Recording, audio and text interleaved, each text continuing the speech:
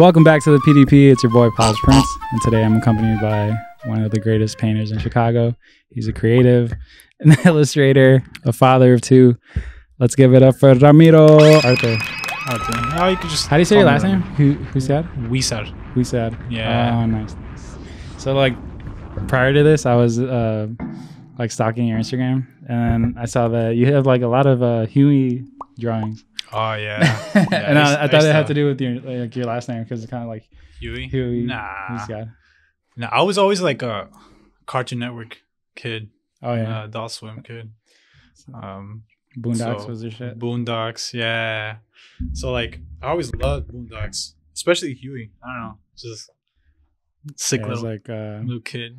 He was always like, you know, the social like awareness, yeah. And like, what do you call that? Like an activist, like yeah. I was looking into like the creator too. I forget his name, but like, you know, my little ass didn't really know what all that represented. I just like Huey, you know. There's an episode where, is it Huey or Riley? One of them paints their mom on the side of the house. I don't know if you saw that. And you know, it was Riley. It was Riley. Yeah, he painted that. Yeah. And I was like, it made me like tear up. Yeah. Where he was like just doing graffiti, no? Yeah. And then I think the whole city came out and they were like, oh, like this is raw. Like they understand. Oh yeah. Oh, it was because he was going with the art teacher. Oh yeah. Remember in the neighborhood? Like, weird. I think he tagged up their house. I don't know if it was a guy or girl.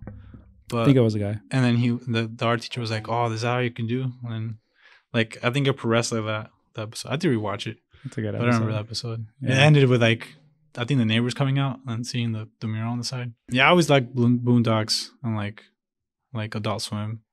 Samurai Jack was my shit too. Yeah, they brought that back recently too. Mm-hmm. I don't know. I haven't really kept up with it. When I was younger, I thought it was weird how it ended. I don't think he got back to the past. Well, he was trying to get back, right? And he just stayed in the future forever. Yeah, they brought it back. I don't remember seeing that. I think it has to do with like some sister, like a girl. I think they introduced a girl. Maybe like Aku's daughter or something. Yeah, something like that. When I first started out, those were the first like pieces that I made. I had made an Aku. That was the first one. The eggplants from Courage the Cowardly Dog. The freaking ones that were, like trying to sneak into the show. Looking back, I'm like, God damn, what the hell were we watching? And then the monkey and the secret agent, like from Dexter's Laboratory. She was bad. Oh, okay. You know what I'm talking about? She was like Honeydew, Agent Honeydew. Oh, okay. And then it was like Monkey. And Monkey was like it turned into a superhero when Dexter wasn't looking. Oh, okay. Yeah, I used to love Cartoon Network too. Just to get back, like a little backstory on you, like how's like your childhood growing up? Like where are your parents from? Where are you from? So I'm Mexican. So okay. my parents are Mexican. I had a normal childhood. So I was actually born in Jalisco. My parents brought me. I was like 4. First it was me and my dad, and then my mom came later on with my sister in her stomach, and then she was born here. Oh, crazy. But I had normal childhood. We lived with one of my aunts. It's just you two, you and your sister, or you? Yeah, I have a younger brother. Oh, great. Yeah, so it's like 3 of us. Mm-hmm. But my parents were pretty smart. They, we had a lot of help from family too. So when we first came here, we lived with one of my aunts on California and Archer. Oh, straight to Chicago? Yeah. Interesting. Why Chicago? Do you know? My dad already had family here. Okay. Yeah, so it was kind of like, that's usually how it goes. Yeah. Like one family member makes it, and then the rest follow. That's how it was for my family too. My dad, so we were born in Bogota, and then my dad came over here first, and then it took us a little while for him to get us over. Ah, okay. Yeah. Me and my dad stopped in Arizona for a while, and then made our way over here. And then my mom, she also stopped at Denver, and then came over here. But we always, I don't know. I never asked them that question, but I'm pretty sure it's because we had family here already. Yeah. Family that had already houses and stuff, pretty well established. They're the ones that helped us out a lot. We used to live in the basement, and then eventually my parents saved up and managed to get a house. Nice. But yeah, when we first came here, we were in California and Archer, like around that area. And then we slowly started like going to different apartments, and then eventually we ended up with another one of my uncles on Orchard and 47th, kind of like where the chocolate factory is at. The ones that they sell for the Yeah. They give to schools and stuff. Yeah, it's like Hollow Greatest or World's Famous. World's Famous chocolates. Yeah. So Okay, around that yeah. area. And then eventually, we stood there till I was like in 3rd grade, and then my parents made enough to like get a house, and then we moved out to Midway. So you've always been like a Chicago baby, or how old were you when you were going? I was 4. Okay. Yeah. So kind of same as me. Yeah. But we went to like the west suburbs, so like Melrose Park. I was always sad that like I couldn't really claim Chicago because I was like it's still like the west suburbs of Chicago. And like now we live in Chicago. Okay. And then how'd you get into art? Like you just always been drawing? Right? Yeah. I feel like I got it from my mom.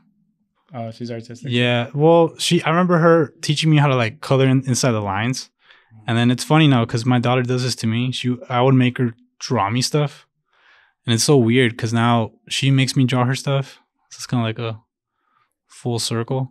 Oh, you would make your mom draw you stuff? Yeah. That's what she would tell me now. I didn't know that until like recently. But like one of the conversations we had when we went over, she told me like, oh, he used to make me like draw him like cows and like a farm and stuff like that. And now my daughter does that to me. But she'd be making me draw like more complicated stuff. Like cartoons and like draw me that or like, Yeah. But I got that from my mom, I could say, because she's the one that kind of like showed me how to draw, like color inside the lines. And like she would draw me stuff. And then since then, like, I was always drawn into like cartoons. That's kind of how like I started. Just like seeing a cartoon I liked and I would like sketch it out, Yeah. Did you always let them know that you wanted to pursue art, or you kind of like kept it hidden and then? Nah, it kind of just happened. Have they been to your so the way that me and Ramiro met, I met you at the Sentrocks Studio. You had a debut, I think. That was the first time I met you. I think in person, right? Yeah. And then you had your first like solo show, or was that? It was like, I could say it was more like a pop-up.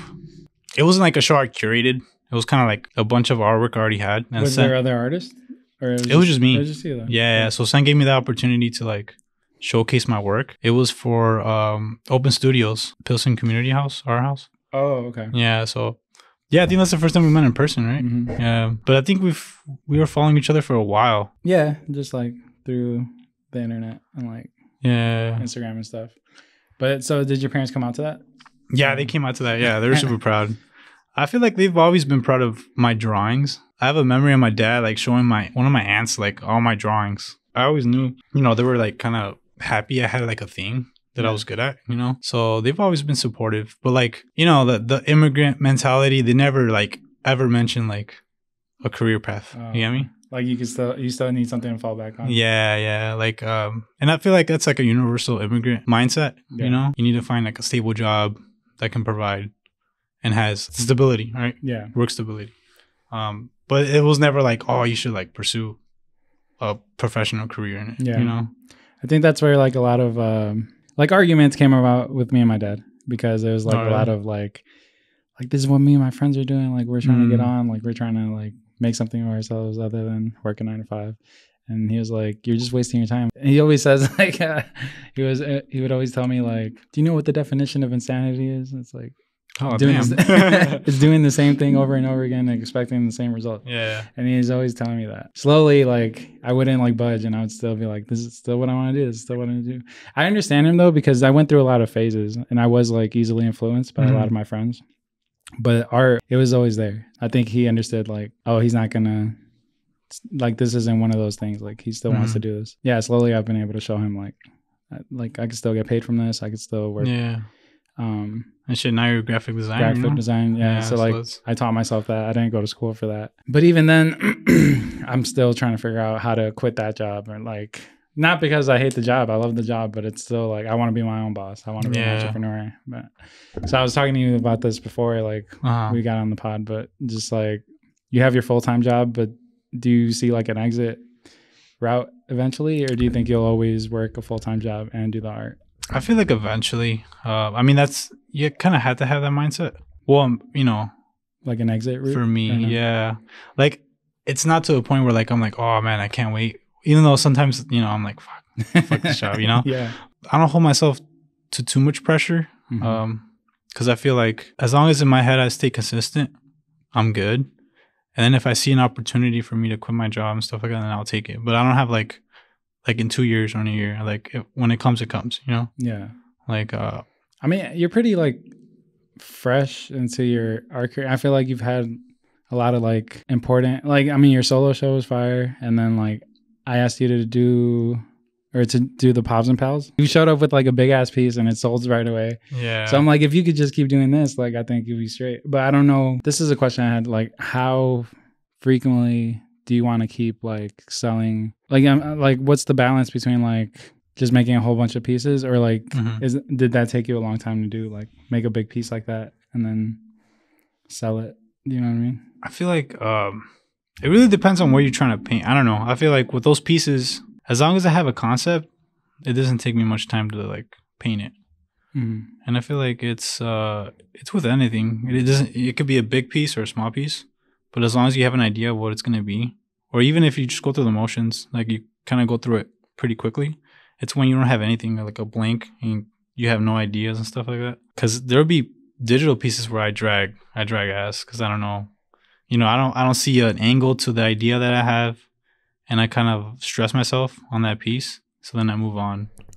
But like, I actually think working on bigger pieces is like a lot faster because you can work in different sections at a time while the other part dries or something. Yeah. And visually, it's more like captivating, Yeah, definitely. for people. It's like I want to work on more bigger pieces. And you've done murals and you've done like stuff on walls and stuff. Yeah, and definitely those were like my bucket list too, like doing murals. Would you consider yourself a muralist? Or? I don't know, not yet. I have to humble myself.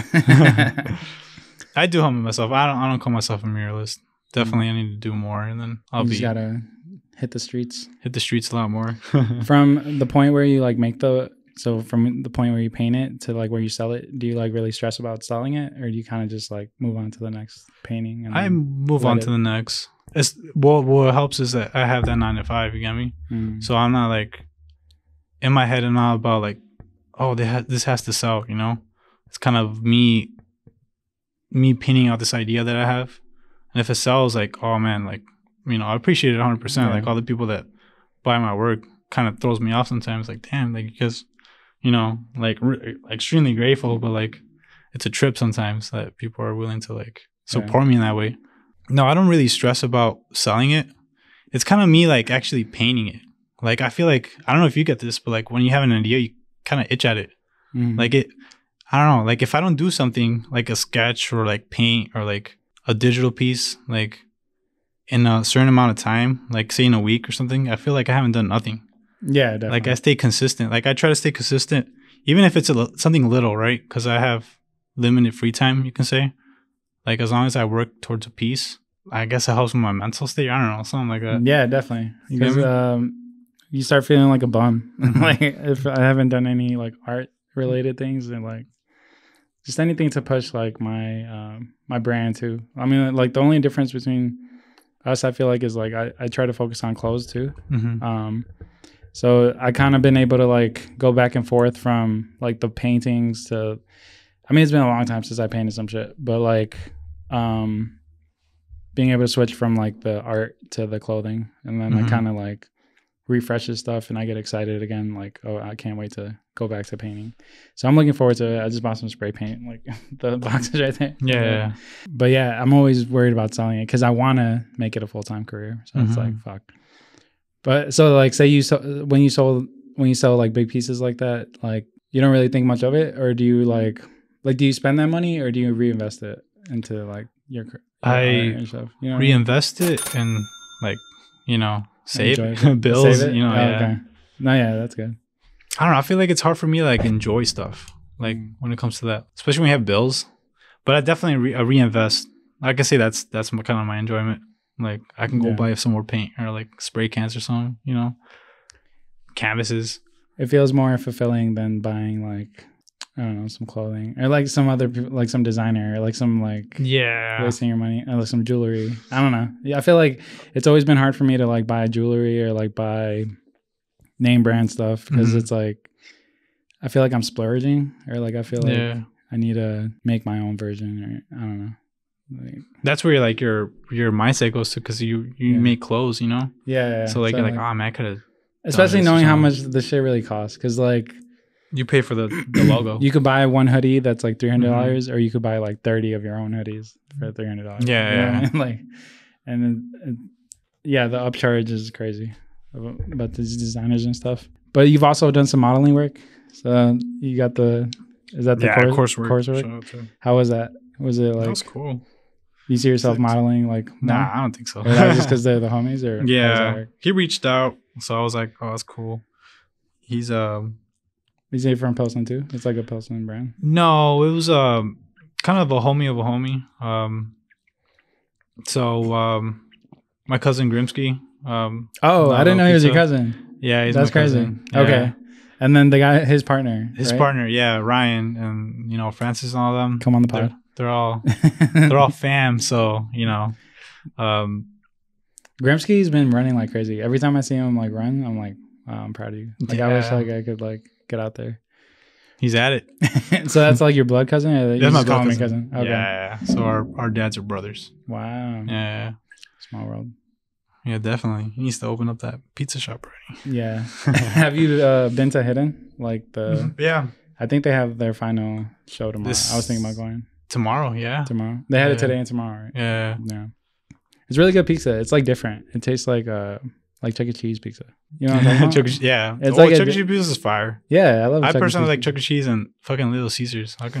Little Caesars? I can fuck up a whole Little Caesars pizza. Little Caesars, you can only have like the first 10 minutes, and then I feel like it gets bad. I don't know. So yeah, I mean, pizza's been on our, like, since our family came over here from Mexico, like pizza's been like all my uncles and my dad have been working in pizzerias. That's awesome. It's kind of like the first job they got, so they kind of stuck to it. The Falcos on California and Orchard is kind of where like they all started working. So like a lot of my uncles went through there. My dad still works at a pizzeria too, like different ones. It's kind of like in their blood. I don't know. They love. And that's not common for like a Mexican. I feel like it's an Italian thing, isn't it? Pizza. Nah, bro. If you see kitchens on all over, yeah, I guess it's all. You Mexican. See Mexicans, bro. So awesome. Me, like Grimsby especially, he, I'm pretty sure that was his first job. I don't know, correct me if I'm wrong, Rike. But like, we all grew up on that environment. My first job was at a pizzeria too, not making pizzas, but like customer service. I kind of wish I was more in the kitchen. That's what we grew up on, especially Enrique, because he's been, that's his art. That's his art form. Yeah. And so, your dad too? Like your dad? My dad, he, my dad actually had his own pizzeria with one of his friends for a while. But, they couldn't keep it up because of COVID and stuff. Like he loves doing it. He was working at a factory job for a while, but then he went back to the pizza. Yeah. Because he knows his shit, like he has his own recipe and stuff. Like he knows like what to do. Does he want to open another eventually? I feel like he should, yeah. Especially like now he has experience, Yeah. But it was just like bad luck, look with COVID and stuff like that. But even with that, like, so your dad was an entrepreneur in his own sense? If in his own sense. His own restaurant, that's a whole... And he taught you about that, or not really? Not like really. I kind of wish I helped him a lot more than I did. But at the time, I had my daughters. We weren't at the house we're at now. We were at my in-laws, so it was kind of like all split. But definitely an experience. Like I definitely want him to try again, like later on. But like I feel like my family's always had, pizza in their blood or something. That's awesome. Yeah. So like. It made me really happy that Grimsby was like trying to do his own thing in pizza because that's shit. Is pizza in Mexico like better?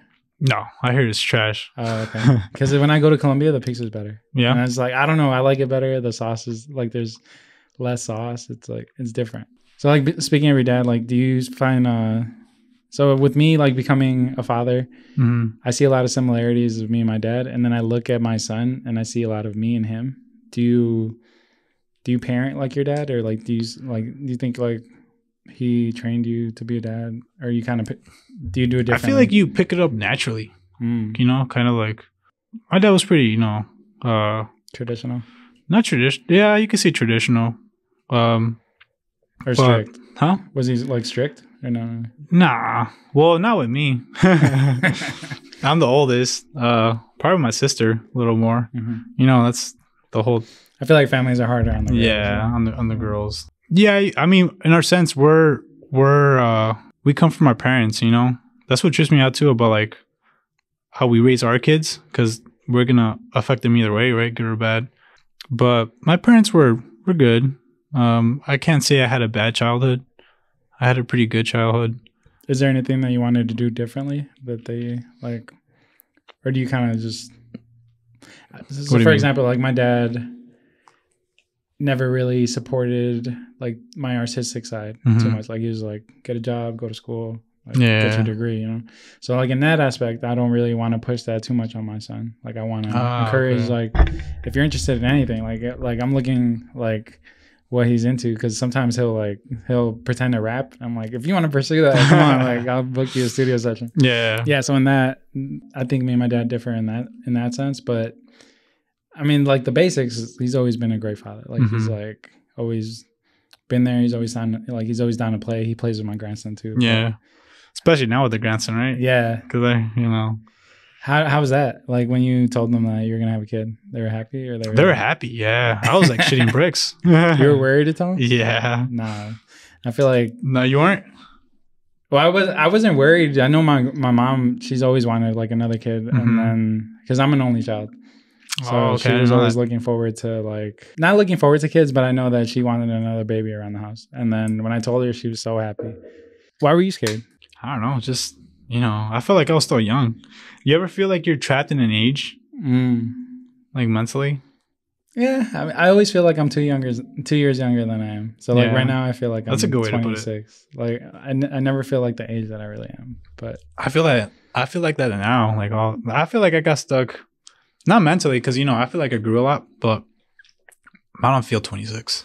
I feel like I'm still like 22 or something. Yeah, I could see that too. Like, is that because? But how? Because you have your own house. You have like. That's what trips me out. I don't know. Like, but that's good though, because you're you still have like a childlike sense of the world, and like, I don't know. That's people say that's how you stay young. Like, yeah, yeah, I hear that too. Like, I've been getting like parenting fucking reels on Instagram now.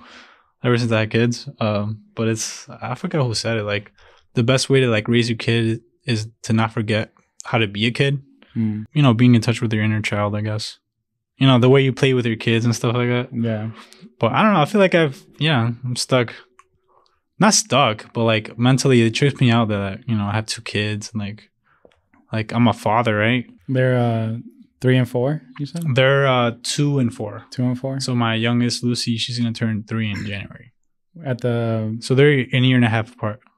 Okay. Yeah. But yeah, I mean, it's cool that they're able to play with each other, because I remember I seen them at the coffee shop. Yeah, bro, they were playing on the stairs and stuff. Yeah, man, that's awesome, because they always have somebody to play with. My son is 6, and my newborn is a newborn, so he can't really play with him. He's just like, he pats him on his head, he kisses him on the forehead, and then he goes back to like playing his video games. But how different is it? Like, how is it raising daughters, you think, like in this day and age? Well, I can't really compare raising a boy. Yeah. But do you feel like you make them like tomboys, or not really? Not yet. They're too young. Like they play sports with you or something, or what do you guys do, like tea parties? A little bit a mix. Like my daughter's favorite superhero is Spider-Man right now. Ah, crazy. So a little influence on that, but they still do the we buy them like girl toys. Yeah. But they also have like car toys and stuff like that. So it's a mix. Nice.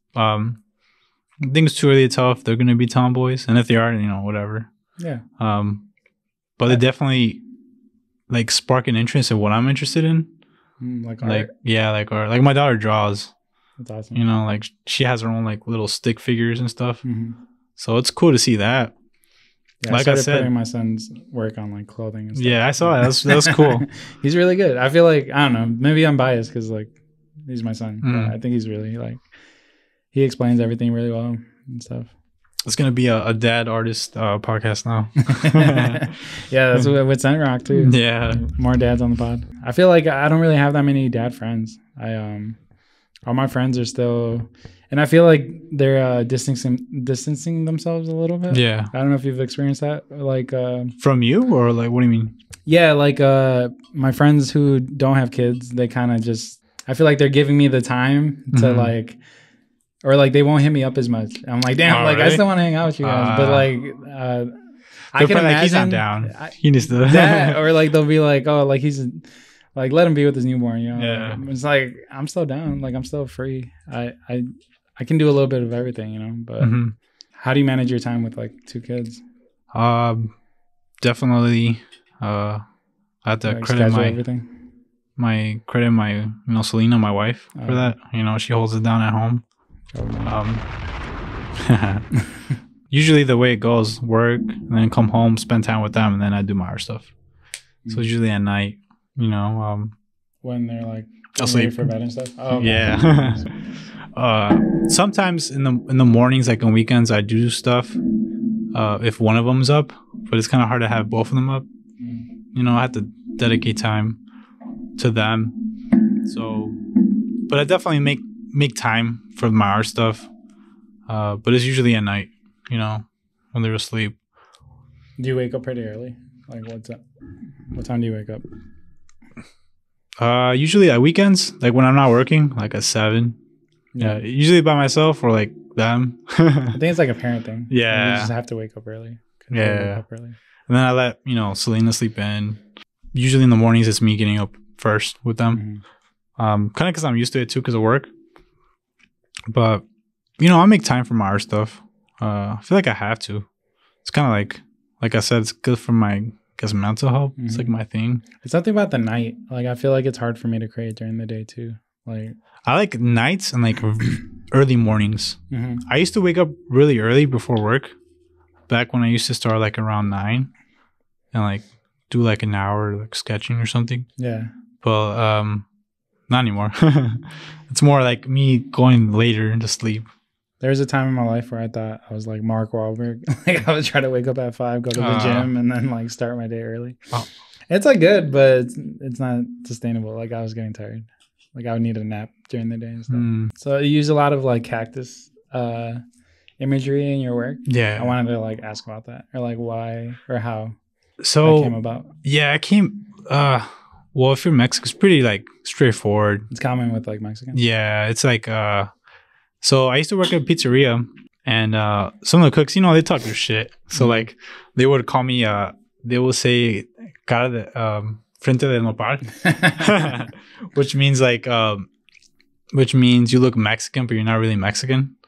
So crazy. So it's kind of like an insult, right? Like you look Mexican, but you're not really Mexican. Why? Because cactuses aren't Mexican. Because cactuses are Mexican, so you look really Mexican, but you're I don't know.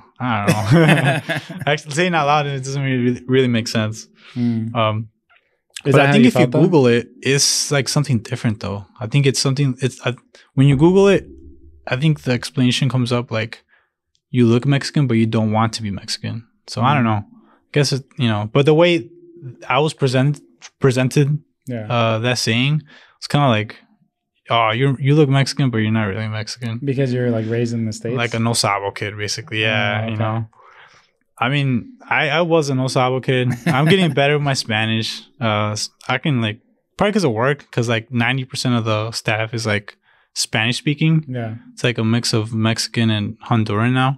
Because like growing up in an immigrant household, it's all about like assimilation, right? So like my parents never thought about like us losing our Spanish. They were just like worried about learn English, like, get a job. And then it gets to a point in life. It gets to a point where they realize, like, damn, you lost your Spanish. Like, you don't know what you're saying. So, like, so that's where the idea came from, like, frente de nopal. I would say that and I would imagine, like, oh, like Cactus head. And then I would start sketching it. And then that's kind of how, like, I came up with the character. Nice. It's pretty common in, like, all your pieces, do you think? Or I try to incorporate it. Somehow. Yeah, that's one of, like, my first... Like you can say characters, right? So, that's kind of where it came from. And then I started like changing it up a little bit, the style. Yeah, I like how you have it on your like when your daughters too, like when you're holding both girls. Yeah, that's awesome. Because now we struggle with teaching them Spanish. Oh yeah, I'm sure. Yeah, because my son, he rarely talks it. Like he understands it, but he thinks that he doesn't know Spanish. I'm like, a little bit. You could try. Yeah, he's 6. You gotta leave him in Colombia.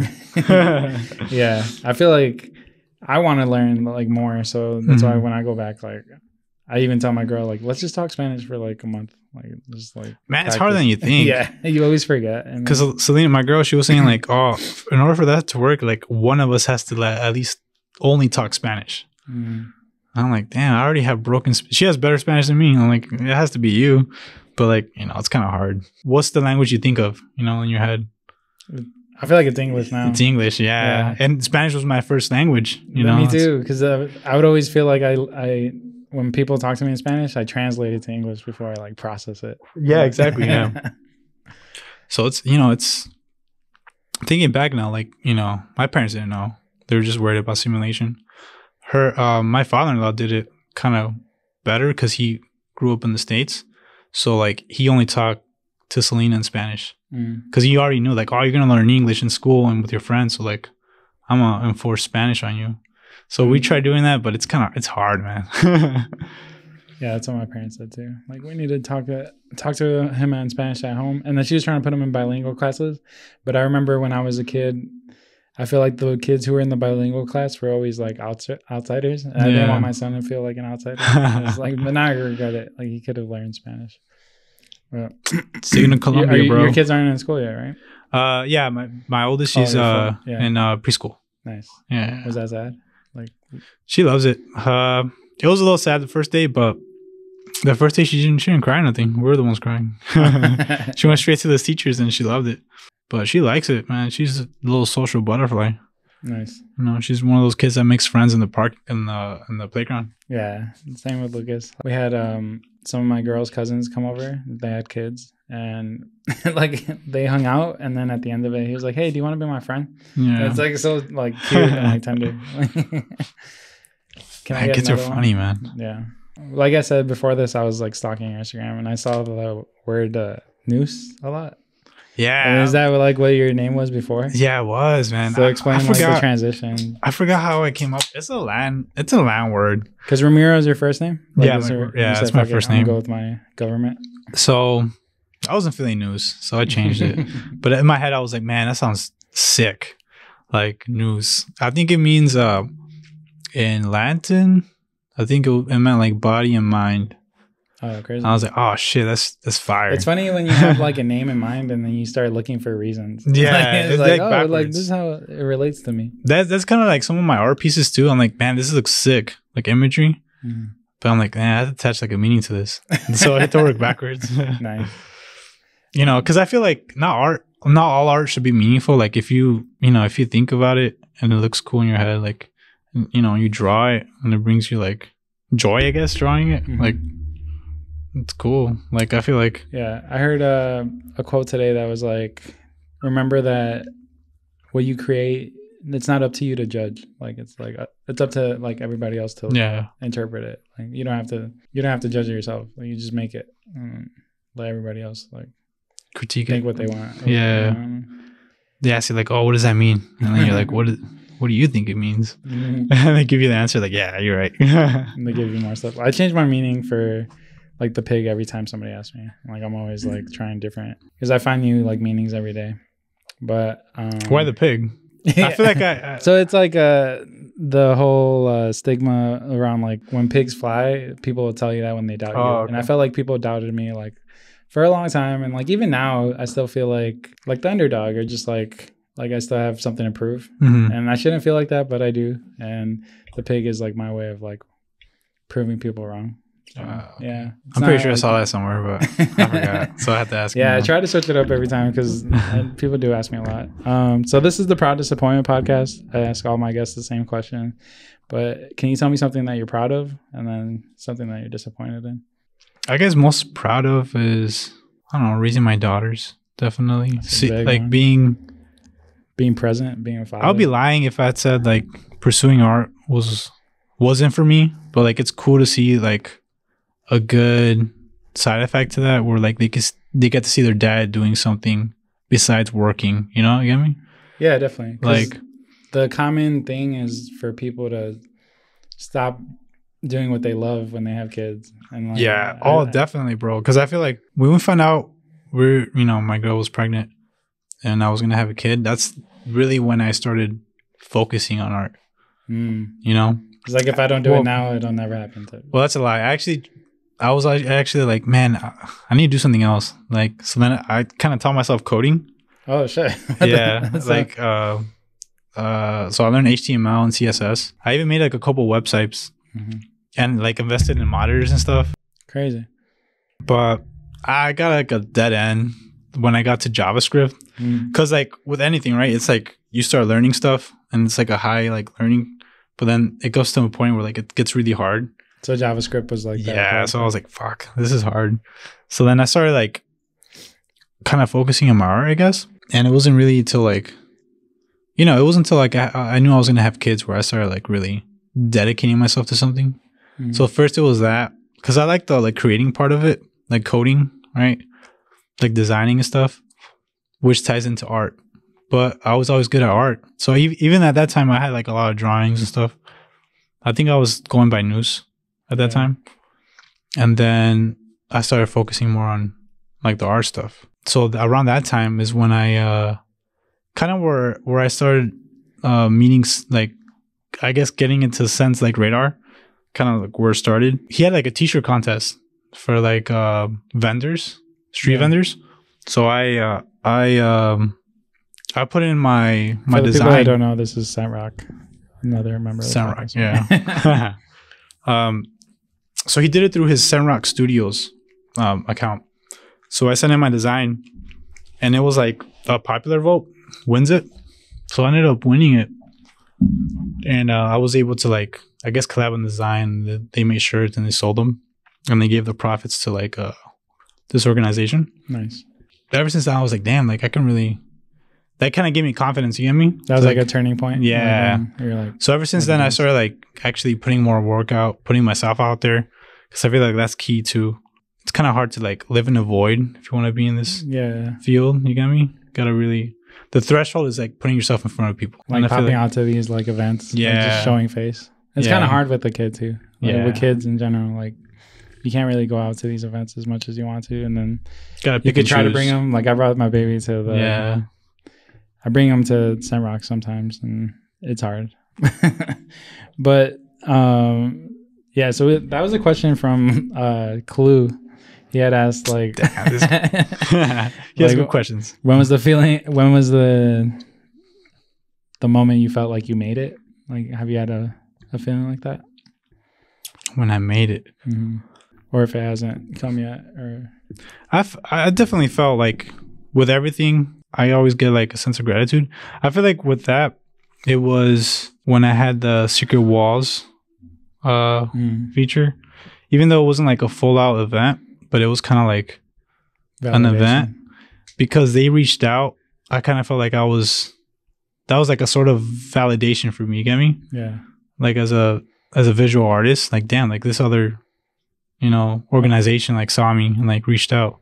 So I feel like it was that kind of gave me like I don't know, like I felt like kind of like not fulfilled, but like it was kind of like a milestone, I guess. Yeah, definitely. That was a cool experience too, because I got to battle and stuff, and like my picture was on like this display TV at the Cubs field. So I kind of felt like that was kind of like, oh shit, like they reached out, like I'm on the radar, like like it wasn't through like someone I knew, kind of say like that. Kind of felt like I felt a sense of validation from that. Nice. Yeah. I didn't get to hear your disappointment, like your like something negative or like something you're disappointed in. Probably me not starting earlier enough. That's crazy because I don't know, you're young. Yeah, but like I feel like 21. I don't know. I feel like through my teenage years and like like young 20s, I didn't do shit. Yeah, that's how I felt too. Like I was smoking just messing around. Yeah, like bullshitting. But that's the thing. Like we didn't know it was possible, and it's like it takes someone to believe in you, or like you said, Sentrocks, like showing you that it's possible. Yeah, and you could be that for somebody else too. Exactly. Yeah. That's cool. Gotta pass on the torch, It was through the street art scene in Chicago. It was kind of through Sen where like I followed all these other artists, just through social media before I even knew them.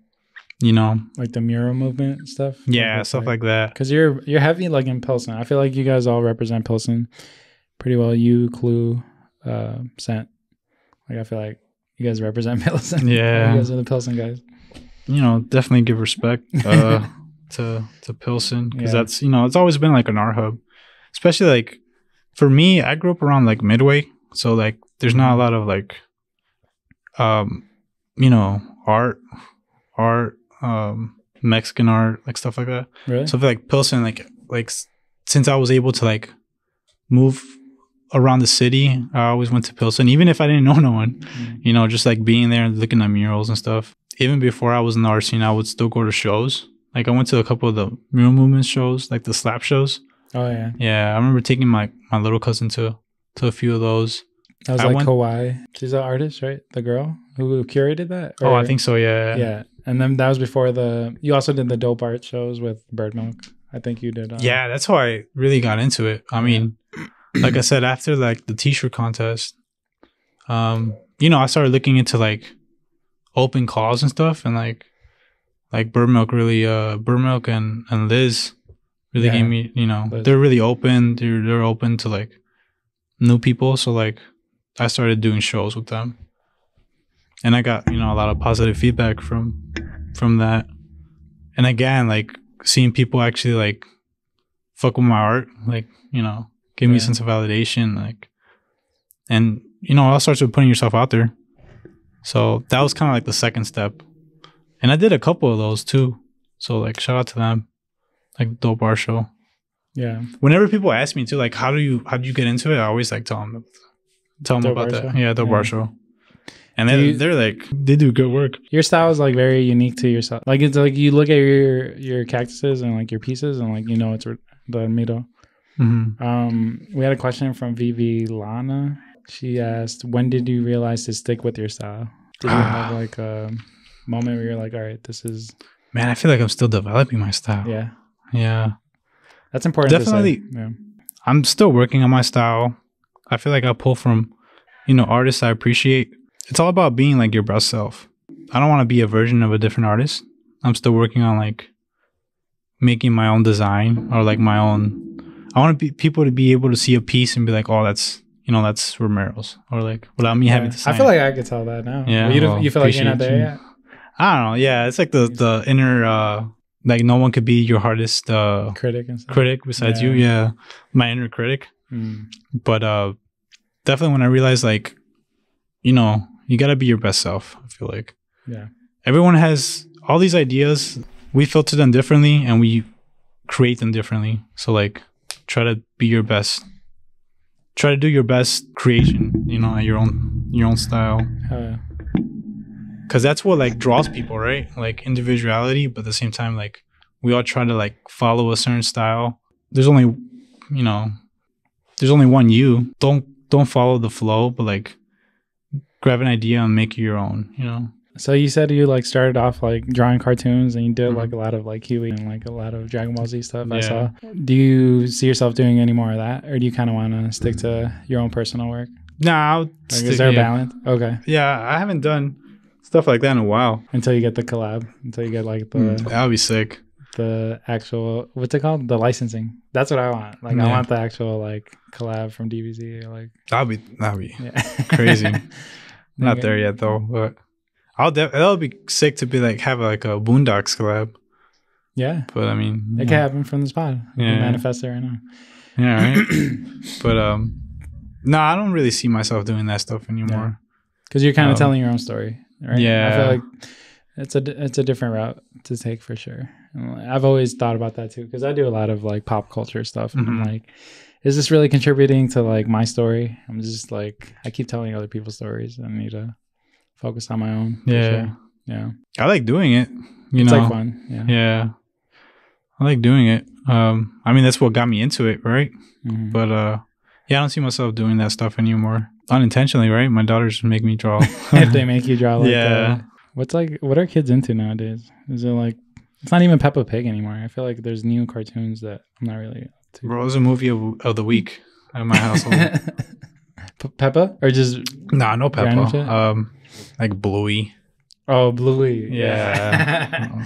I haven't gotten into that. I'm interested to see what like my new baby has, like what he watches. A couple years. Yeah. my girl's not letting us watch TV with him. It's like been hard for me because I love TV. Like I love watching movies, but she's like, the first 18 months, like it's not good for them. They should only hear our voices. I'm like, fuck. Like I love watching cartoons. Like, I have to put my headphones on and stuff. And yeah. Like, all right. I'm gonna listen to you because supposedly like it helps them develop faster or something. Yeah, she's been all about like benefits develop. Like, yeah, just like trying to benefit him as much, like breastfeeding as long as you want, as long as you can. Like reading to them. I don't know, things that I didn't do with my first kid. So it's like I'm a different father. I wanted to ask you about that too. Like, how different are you from like your first kid to your second kid? Because it was like 2 years, right? So like, you learned a lot. Like, yeah, bro, definitely. I mean, with this first child, I feel like everyone goes through like, can't breathe on it, like, you know, like you can't breathe on the baby. Like no, like overprotective, right? Like I can't do this, like I can't do that. It's I can't, you know, she can't do this, she can't do that. But with the second you're a lot more lenient. Yeah. Okay. Do you ever hear this saying like, "Oh, you never raised by the same parent"? Yeah, definitely. Yeah. It's kind of like that. You get me? Like now we're experienced, like we know how to like kind of deal with stuff, and you can tell like my daughters have different personalities. Like the oldest is more like cautious, more thoughtful. My Lucy, the youngest, she won't care, bro. Like, that's what I keep hearing. That the second is a little more crazy. Yeah, like, bro. So I feel like you know, we're kids. You know, I was 22. You know, like, were you freaking out? Like when you yeah. Well, you know, internally figuring things out. But I mean, it forces you to mature. You know, either you mature or like, you know, you don't. Yeah, you learn a lot. I'm still learning, you know. Having 2 toddlers isn't easy. Well, they're not toddlers, right? They could be considered kids already. I think 2 is considered toddler. A toddler? Yeah. She's turning 3. Yeah, 4 is a kid. 4 is a kid, yeah. So it's, you know, we're still learning how to different lanes now, right? But definitely, the firstborn, you know, you learn a lot. Go through a lot of thresholds. And you can tell the personalities right away. Like, it's crazy. Yeah. But it's cool, man. They're growing up together. I like that. They fight together, you know, play together, you know. Are you thinking about a third? Or nah. You're done? 2 and not done? anytime soon. Never say never, but like, we're good right now. We're trying to do things, you know. It's crazy because I want a daughter, but I can't pick that, you know, like it's like I might be cursed with like, I'm not even cursed, but like I might have boys forever, and some people want boys, some people want girls, but I don't stress about it. Whatever comes, you know? That's what we're about the second one, about Lucy. For a while we thought it was going to be a boy, but it's a girl. No, but I think you're a great example of like an artist who's still able to maintain like family life and art. I think people need to see that and like know that it's possible. Yeah, you know what I mean. Like that was one of my like reasons too, like to pursue it. Hell yeah. You know, like I don't want having kids to be like the reason why I didn't pursue something I wanted to pursue. You know, and when they're older, they're gonna look at it and be like, "Damn, my dad's pretty cool." Yeah, like, you know, it wasn't just me working; like it was me doing something I loved, and it's cool. I feel like it will rub off, you know, on them. Like seeing that. Yeah, the same way that you saw your dad like pursue pizza, and like they're gonna look at you and like. Yeah, it's a little different though. Really? I feel like because I mean that was more to like pay the bills, you know. Oh. Okay. I feel like now later in life, it's like something he generally likes to do. But at the time it was like to pay the bills, you know, because not much options. Yeah. Stuff like that. I think it will be cool. It's cool that I do this on the side and they're able to see like shows and stuff like that.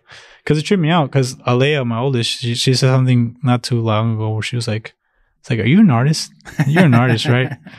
And I was like, yeah, you can say that. And then she's like, I'm an artist too. I'm like, yeah, you are. Nice. Like, you know? Yeah.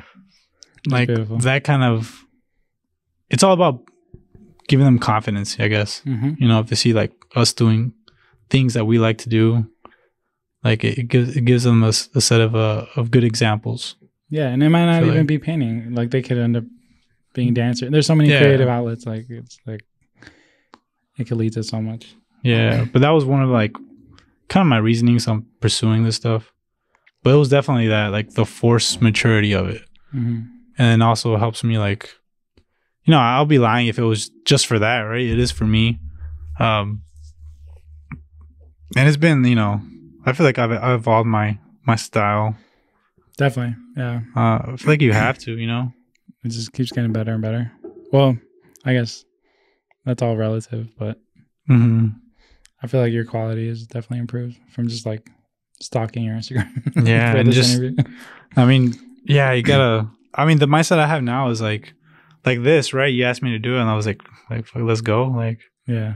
Like I don't shy away from like doing something the first time. Yeah, I hope this leads to like a lot more. Because not that many people get to hear your voice and like you paint and you're able to tell your story through like your paintings. But it's kind of cool being able to hear a more personal side to like these artists and stuff. Yeah, that's why I want to continue this. I used to just like draw like with pen and pencil and markers. It wasn't until I started like you were showing me your like how you start with just the small piece of paper with like a ballpoint pen, and then that turns into a painting. So that's how I used. You know, that was basically my drawings before. That's all I used to do, like that and marker. You know, it wasn't until I started hanging around with Clue and Scent, where like it was mainly Clue, like where I started chilling with him. He's like, "Oh, you gotta like use a brush," and we collabed on a piece not too like long after I had the pop up at Sense. Yeah. And that was one of my first like only brushes piece. Oh, really? Yeah, and after that, like that's all I did. I don't you even mess with the one. can too, right? Like, this year I started messing with the can a lot more. It's hard, like well, not hard, but like it's like it's a technique for sure. Oh, definitely, bro. But all you need is someone to show you. I feel like that was definitely one of my bucket lists, like do a mural, and it was sick that I was able to like, you know, collab with them, like the homies and Scent. It's technique, definitely. Yeah. There's like finesse. Like once you start like trying to do shit, like you'll be like, oh fuck, like it's hard, you know? Like people that like Bird Milk, like Jeff Feds, JPEG, like all of them, like they have, you know, they have experience and like it's you appreciate like, oh shit, you did that. Like you could sort of see like pieces, like it's technique definitely. And I was glad I was able to mark that off my list for the year, you know, doing a mural. But yeah, I went from that like just pen and marker to like brushes and canvases. I got an iPad, so I was able to do digital. Yeah. I would use Inkscape. You ever use that program? Is it a free one? A free one, okay. Yeah. I used to have like a little mouse pad with. Do you have Procreate now or not? Yeah, Procreate. Okay. Oh, bro, Procreate is fire, and Clip Studio. I don't know if you've ever messed with that one. No, I haven't messed with that one. Clip Studio is very similar to Photoshop. Like, there's a lot more you can do. That's what I'm not trying to expose him. Filthy Richards uses. Like that's how he has so much details. I feel like, but Procreate. Yeah, you could do a lot done with Procreate. I saw you were like doing animations and stuff too. I try to. Yeah, that takes a long time, man. Animations is another game. Yeah, props to people who do that and it looks clean. Yeah, because that's that takes a lot of time. But yeah, I used to do like Inkscape with a little like laptop and like the little mouse pad. Oh yeah. So like if you look at my Instagram, one of my earlier digital pieces was through Inkscape. Yeah. But Procreate fucking so easy. It's easier, yeah.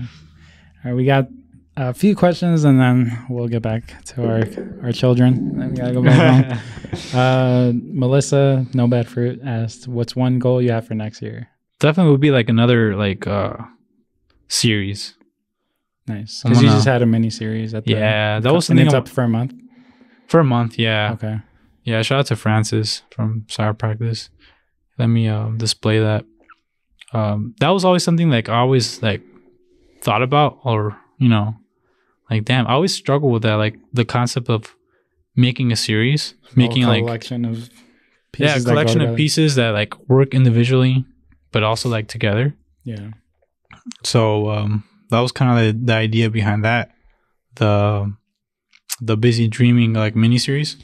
It was kind of like to force me to make one. Yeah. I came with my cousin. We had the oatmeal cookie that was sweet as fuck. Yeah. I left and eating water. But it's a cool little coffee shop, and it's like that's a perfect place to display your work. Yeah. Yeah, it was cool. I mean, that's one of the reasons why I wanted to do it, to kind of like force myself to like get this idea and expand on it, you know. That's definitely another goal I have for next year, like making another series. Sentrocks, Big Back Sentrocks said, when's the next solo show? Yeah, next year. A whole solo. Is that different than a series, you think? Or I think so, yeah. A series is like a smaller. Well, it could be a solo show. Okay. I feel like, the terms don't really. Yeah. Yeah. But do you have a name for it yet? Or no. Just like gonna deal with it next year. Next year, yeah. 2024. It'll come to me. And this is a random question from Kevin. This is my homie Kevin. He also has a podcast. Shout out Diversions. Yeah. He said, if Pimp My Ride did your car, what would it have?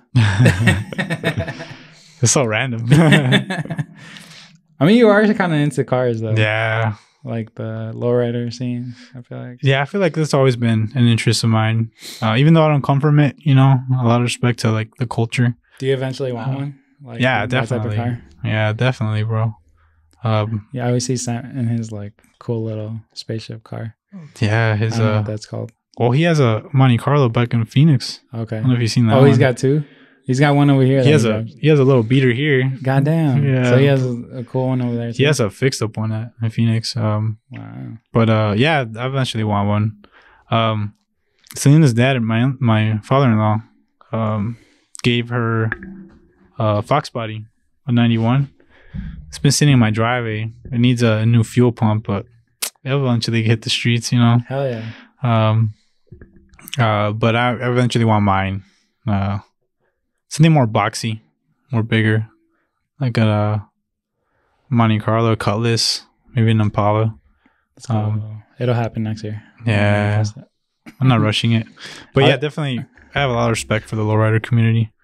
You know, that's art and wheels. You know. Yeah, definitely. Yeah. So ever since I was little, my parents would take me. We have family in Joliet, and they would always have car shows, like in the summer. So that's kind of like where my interest went to. They would have like lowriders, muscle cars, and everything. And you know, I would always gravitate to like the cars that had like artwork on them. Yeah. You know, being artsy and stuff.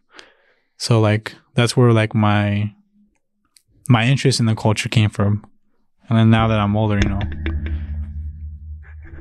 even more so, like now that I'm able to like create stuff, like I always try to pay homage, you can kind of say, to that culture, even though I don't have a lowrider yet, but you know, one day I will. It'll come for sure. Nice. Good question, Kevin. All right, man. I want to thank you for coming on here. Appreciate you. Can you shout out your Instagram or like anything that you want to share? Yeah, well, you can follow me at Ramiro Arte. No plans yet. Oh, well, yeah, I'll be into group shows in December. Nice. I'll be with on December 2nd, Elephant Room. I'll have a piece there.